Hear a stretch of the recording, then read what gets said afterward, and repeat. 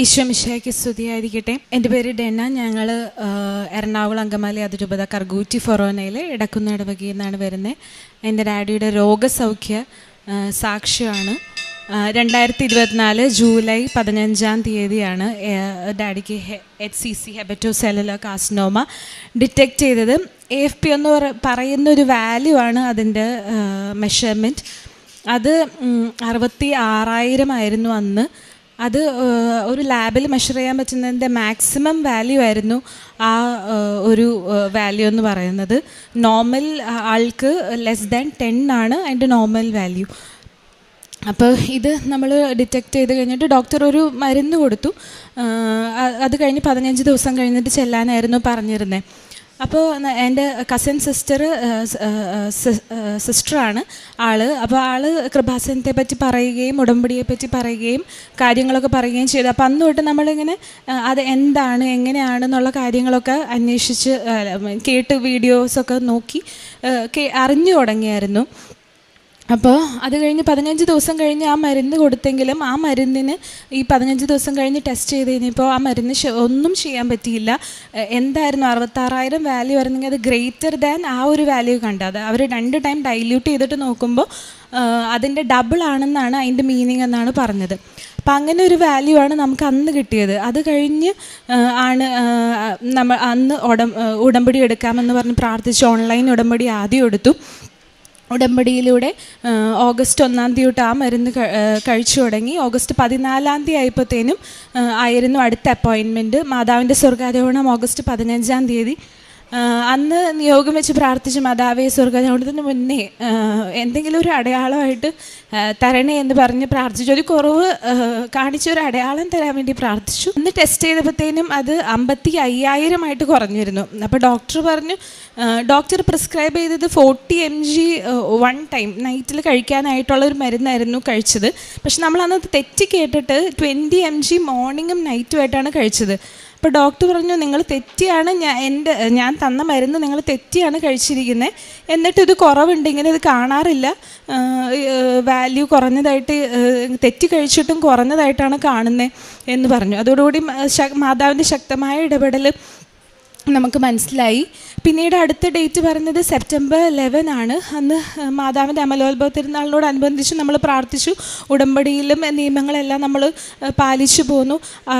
എന്നിട്ട് നിയോഗം വെച്ച് പ്രാർത്ഥിച്ചു കഴിഞ്ഞപ്പോഴത്തേനും ഇതിന് മുന്നായിട്ട് നമ്മുടെ ആൻറ്റിമാരെല്ലാവരും ഉടമ്പടി എടുത്തിട്ടുള്ളവരാണ്.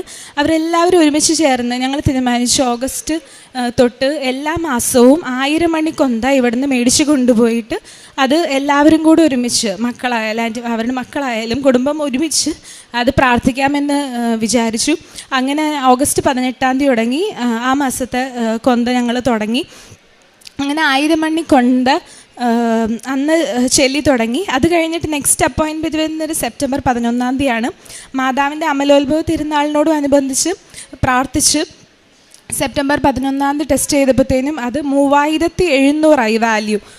ഡോക്ടറിന് അന്ന് അതിശയമായി, നിങ്ങൾ മരുന്നിൻ്റെ ഡോസേജ് തെറ്റിച്ചാണ് കഴിച്ചിരിക്കുന്നത്, അതുമല്ല ഇത്രയും വലിയൊരു കുറവ് അങ്ങനെ കണ്ടിട്ടില്ല എന്ന് പറഞ്ഞു.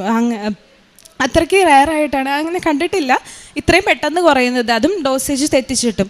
അപ്പം നമ്മൾ ഒരു മാസം അത് കഴിച്ചു തുടങ്ങിയത് നമുക്ക് അത്ര ശരീരത്തിന് സ്യൂട്ടബിൾ അല്ലാത്തതുകൊണ്ട് ഈ 40 mg 20 ആയിട്ട് മോർണിംഗ് കഴിച്ച് നമ്മളത് 20 mg മാത്രമാക്കിയിട്ട് കഴിച്ചു തുടങ്ങി. അതായത് ഡോക്ടർ പറഞ്ഞിരിക്കുന്നത് ഒരു ഐഡിയൽ 60 ആണ്, എന്നിട്ടാണ് 40 തന്നതെന്നാണ്. എന്നിട്ട് നമ്മളത് 20 ആണ് നമ്മൾ കഴിച്ചുകൊണ്ടിരുന്നത്. മെഡിക്കൽ സയൻസിൻ്റെ ഡോസിനേക്കാളും പറയുന്ന ഡോസിനേക്കാളും കുറച്ചുള്ളൊരു എമൗണ്ട് മാത്രമാണ് നമ്മൾ കഴിച്ചിട്ടുള്ളത്. അത് കഴിഞ്ഞ് സെപ്റ്റംബറിലും നമ്മൾ 1000 മണി കൊന്ത എല്ലാവരും കൂടെ ചൊല്ലി ഉടമ്പടിയിൽ തുടർന്നുകൊണ്ട് പോന്നു. എല്ലാവരും ഉടമ്പടി തന്നെയായിരുന്നു. അത് കഴിഞ്ഞ് ഒക്ടോബർ 16 ഇവിടെ വന്ന് അച്ഛൻ്റെ അടുത്ത് വന്ന് പ്രാർത്ഥിച്ചു. 23 ആയിരുന്നു അടുത്ത ടെസ്റ്റ്. അന്ന് എല്ലാവരും ശക്തമായിട്ട് മാതാവിൻ്റെ മാസം എല്ലാവരും ശക്തമായിട്ട് തന്നെ പ്രാർത്ഥിച്ചുകൊണ്ടിരുന്നു. എന്നിട്ട് ഒക്ടോബർ 23 ടെസ്റ്റ് ചെയ്തത് വാല്യൂ വെറും 75 കുറഞ്ഞു. ഡോക്ടറിനും ഒത്തിരി അതിശയമായി, കാരണം നിങ്ങളാണ് ഇങ്ങനെ ഒരു ഡോസ് കഴിക്കുന്നത്, എന്നിട്ടും ഇത്രയും അധികം വാല്യൂ കുറഞ്ഞു. അത് ശക്തമായൊരു ഇടപെടൽ തന്നെയാണെന്ന് ഞങ്ങൾ വിശ്വസിച്ച് അതോടുകൂടി തന്നെ മുന്നോട്ട് പോയി. പിന്നീട് ഡിസംബർ 4 ആയിരുന്നു അടുത്ത സ്കാൻ വരുന്നത്. അപ്പോൾ നവംബറിലും 1000 മണിക്കൊന്ത് എല്ലാവരും കൂടെ ചൊല്ലി, അത് കഴിഞ്ഞ് ഡിസംബറിലായപ്പോഴത്തേനും നമ്മൾ AFP വാല്യൂ 4 ആയി. അത് ഭയങ്കര നോർമൽ വാല്യൂ, <10 നോർമൽ വാല്യൂ ആയിട്ട് തന്നെ നമുക്കത് കിട്ടി. ഇത്രയും ഡോക്ടർ പറഞ്ഞതിനേക്കാളും ചെറിയ ഡോസ് കഴിച്ചിട്ട് തന്നെ, പ്രിസ്ക്രിപ്ഷൻ തെറ്റിച്ചിട്ടും. പിന്നെ നമുക്ക് സ്കാനിൽ ആദ്യത്തേൽ അഗ്രസീവായിട്ട് എൻഹാൻസിങ് ഗ്രോത്ത് ഉണ്ടായിരുന്ന ഒരു ഗ്രോത്ത് പിന്നത്തെ സ്കാനിൽ എൻഹാൻസിങ്ങേ അല്ലാതെ റിമാർക്കബിൾ ഡിഫറൻസ് ആണ് പറഞ്ഞത് കമ്പയർഡ് ടു ഇത്. കാണാത്ത അത്രയും ഡിഫറൻസ്, എൻഹാൻസിങ് അല്ലാത്ത അത്രയും സൗഖ്യമാണ് അവിടെ സംഭവിച്ചത്. അപ്പോൾ ഡിസംബറിലും പിന്നീട് ഞങ്ങൾ ജാനുവരി 22 ആയിരുന്നു അടുത്ത ടെസ്റ്റ് വരുന്നത്. അതും AFP വാല്യൂ 2 ആയിട്ട് കാണിച്ചു. ഇപ്പോഴും 1.7 ആ ഒരു റേഞ്ചിലാണ്. നമ്മളെല്ലാവരും ഉടമ്പടിയിൽ എല്ലാ നിയമങ്ങളും പാലിച്ച് മുന്നോട്ട് പോവുകയാണ്. അതോടൊപ്പം തന്നെ കാരുണ്യപ്രവർത്തികൾ ഇതിനോടൊപ്പം തന്നെ എൻ്റെ ജീവിതത്തിൽ ഞാനും ഒത്തിരി മാറി. അപ്പോൾ ഞാൻ എങ്ങനെ എനിക്ക് എന്തോരം മാറ്റങ്ങൾ കൊണ്ടുവരാൻ പറ്റും, ഞാൻ എങ്ങനെയാണ് മാറേണ്ടത് എന്നാണ് കൂടുതൽ ആലോചിച്ചത്. അപ്പോൾ ഇത്തിരി പേഴ്സണൽ ജീവിതത്തിലും മാതാവിനോട് കൂടുതൽ അടുക്കാൻ പറ്റി. പിന്നെ പ്രേക്ഷിത പ്രവർത്തനമായിട്ട് പത്രം കൊടുക്കും, അല്ലാതെ കാരുണ്യ പ്രവർത്തനമായിട്ട് നമ്മൾ ആസ്പത്രികളിൽ പൈസയ്ക്ക് വേണ്ടി ബുദ്ധിമുട്ടുന്ന ഒത്തിരി പേരെ എല്ലാവരും ചേർന്ന് കൊടുക്കും. അല്ലെങ്കിൽ നമ്മൾ ഇൻഡിവിജ്വലി അല്ലാണ്ടും ആസ്പത്രികളിൽ പൈസയ്ക്ക് ചികിത്സയ്ക്ക് ബുദ്ധിമുട്ടുന്ന ഒത്തിരി പേരെ സഹായിച്ചു. അങ്ങനെ ഇപ്പോഴും നോർമൽ വാല്യൂ ആയിട്ട് കണ്ടിന്യൂ ചെയ്ത് പോണു. ഈശോയ്ക്കും തിരുക്കുമാർ അമ്മയ്ക്കും ഒത്തിരി നന്ദി. യെശയ്യാ പ്രവാചകൻ്റെ പുസ്തകം 48:10 തിരുവചനം അരുളി ചെയ്യുന്നു: ഞാൻ നിന്നെ ശുദ്ധീകരിച്ചു, എന്നാൽ വെള്ളി പോലെയല്ല. കഷ്ടതയുടെ ചൂളയിൽ നിന്നെ ഞാൻ ശോധന ചെയ്തു എനിക്ക് വേണ്ടി. അതെ, എനിക്ക് വേണ്ടി മാത്രമാണ് ഞാനിത് ചെയ്യുന്നത്. എൻ്റെ നാമം എങ്ങനെ കളങ്കിതമാകും? എൻ്റെ മഹത്വം ഞാൻ ആർക്കും നൽകുകയില്ല. ബീന ജോൺസൺ തൻ്റെ പപ്പയുടെ രോഗസൗഖ്യമാണ് ഇവിടെ പങ്കുവയ്ക്കുക. എന്തായിരുന്നു ഈ മകൻ എന്നുള്ളത്? അഗ്രസീവ് ക്യാൻസർ എന്നുള്ള രീതിയിൽ, അതായത് ലിവർ ക്യാൻസറാണ്. അത് അഗ്രസീവ് സ്റ്റേജിൽ സ്പ്രെഡാകുന്ന തരത്തിലുള്ള ക്യാൻസർ എന്ന് ഡിറ്റക്റ്റ് ചെയ്യുന്നു. അതിൻ്റെ AFP വാല്യൂ, അതായത് അതൊരു വ്യക്തിക്ക് വേണ്ടത് 10 താഴെയാണ്. ഈ മകന് അത് ഡിറ്റക്റ്റ് ചെയ്യുമ്പോൾ 60,000 ആണ്. അതായത് അതിൻ്റെ ആ മാക്സിമം വാല്യൂ, ലാബ് ടെസ്റ്റിൻ്റെ തന്നെ മാക്സിമം പോവുകയാണ് ഇതിൻ്റെ വാല്യൂ റേറ്റ്. ആ ഒരു അവസ്ഥയിൽ നിന്ന് പിന്നീട് തൻ്റെ പപ്പയ്ക്ക് കിട്ടിയ രോഗസൗഖ്യവും അത് സ്പ്രെഡാകാതെ എങ്ങനെയാണ് ദൈവം കാത്തു സംരക്ഷിച്ചത്? കുടുംബം ഒന്നാകെ ഉടമ്പടിയിൽ നിൽക്കുന്ന ഒരു കുടുംബമാണ്. ഈ മകൻ്റെ സഹോദരങ്ങളും അവരുടെ മക്കളും അതുപോലെ തൻ്റെ മക്കൾ, അങ്ങനെ ഉടമ്പടി എടുത്ത ഒരു കുടുംബം 1000 മണി ജപമാല അത് തങ്ങളുടെ വീട്ടിൽ സ്റ്റാർട്ട് ചെയ്യുന്നു. ഓരോ മാസവും അത് ഓരോ കുടുംബത്തിൽ വെച്ച് അവർ 1000 മണി ജപമാല പ്രാർത്ഥിക്കുന്നു. അങ്ങനെ കുടുംബം ഒന്നിച്ച് ഈ മകന് വേണ്ടിയിട്ട്, തൻ്റെ പപ്പയ്ക്ക് വേണ്ടിയിട്ട് പ്രാർത്ഥിച്ചു എന്നാണ് ഈ മകൾ ഇവിടെ സാക്ഷ്യപ്പെടുത്തുക.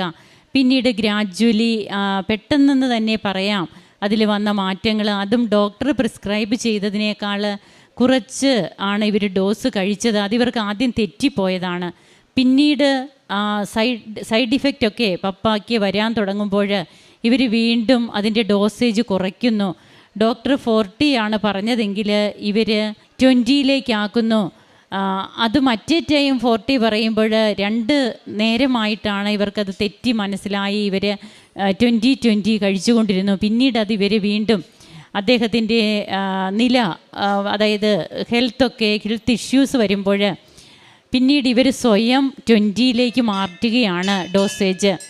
അങ്ങനെ ഡോക്ടർ തന്നെ പറയുന്നു, നിങ്ങൾ ഡോസേജൊക്കെ കുറച്ച് കഴിച്ചിട്ടും, മാക്സിമം കഴിക്കേണ്ടതിൻ്റെയൊക്കെ അളവ് കുറച്ച് നിങ്ങൾ തന്നെ അത് കഴിച്ചിട്ടും ഇതെങ്ങനെ ഈ വാല്യൂ കുറയുന്നു?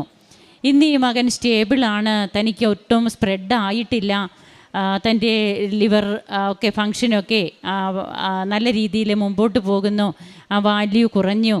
ഇതൊക്കെയാണ് നാം കേട്ടത്. നാം കേട്ട തിരുവചനം പോലെ എനിക്ക് വേണ്ടി മാത്രമാണ് ഞാനിത് ചെയ്യുന്നത്. കഷ്ടതയുടെ ചൂളയിൽ ശുദ്ധീകരിക്കുന്ന ദൈവം പറയുന്ന കാര്യമാണിത്. തൻ്റെ നാമം എങ്ങനെ കളങ്കിതമാകും? എൻ്റെ നാമം മഹത്വപ്പെടാൻ ഞാൻ ചെയ്യുന്ന കാര്യങ്ങൾ, അതായത് കഷ്ടതകളിലൂടെയാണ് കടന്നു പോകുന്നതെങ്കിലും ദൈവാശ്രയ ബോധത്തിലുള്ള ഓരോ മക്കളെയും, ഒരു ദൈവ പൈതലിനെ ദൈവം എങ്ങനെ കരുതി കാത്തു സംരക്ഷിക്കുന്നു. ബീന എന്ന മകൾ പിന്നീട് പറയുന്നത്, ഞാൻ ഉടമ്പടി എൻ്റെ പപ്പയ്ക്ക് വേണ്ടിയിട്ടാണ് എടുത്തത്. എൻ്റെ ജീവിതത്തിൽ ഒത്തിരിയേറെ മാറ്റങ്ങൾ വന്നു. എനിക്ക് പുതിയ കാഴ്ചപ്പാടുകളുണ്ടായി, ബോധ്യങ്ങൾ ലഭിച്ചു. അങ്ങനെ ഞാൻ തന്നെ ഉടമ്പടി ജീവിതത്തിലൂടെ മറ്റൊരു വ്യക്തിയായി മാറി. അങ്ങനെ കുടുംബം ഇന്ന് വിശുദ്ധീകരിക്കപ്പെടുന്നു, വ്യക്തികൾ വിശുദ്ധീകരിക്കപ്പെടുന്നു. തൻ്റെ പപ്പയ്ക്ക് കിട്ടിയ രോഗസൗഖ്യത്തിന് ഈ മകൾ ദൈവസന്നിധിയിൽ നന്ദി പറയുമ്പോൾ നമുക്കും കരങ്ങളടിച്ച് ദൈവത്തെ ആരാധിക്കാം, മഹത്വപ്പെടുത്താം. ഈശോയെ നന്ദി, ഈശോയെ സ്തുതി, ഈശോയെ ആരാധന. അത്യപൂർവ ദൈവാനുഭവങ്ങൾ ഇനി നിങ്ങൾക്കും സ്വന്തം. ഈ യൂട്യൂബ് ചാനൽ ഇതുവരെ സബ്സ്ക്രൈബ് ചെയ്തിട്ടില്ലെങ്കിൽ ഇപ്പോൾ തന്നെ സബ്സ്ക്രൈബ് ചെയ്യുക. ഈ വീഡിയോ ഇപ്പോൾ തന്നെ നിങ്ങളുടെ സുഹൃത്തുക്കൾക്ക് ഷെയർ ചെയ്തുകൊണ്ട് കർത്താവിൻ്റെ പ്രേക്ഷിതരാകുക.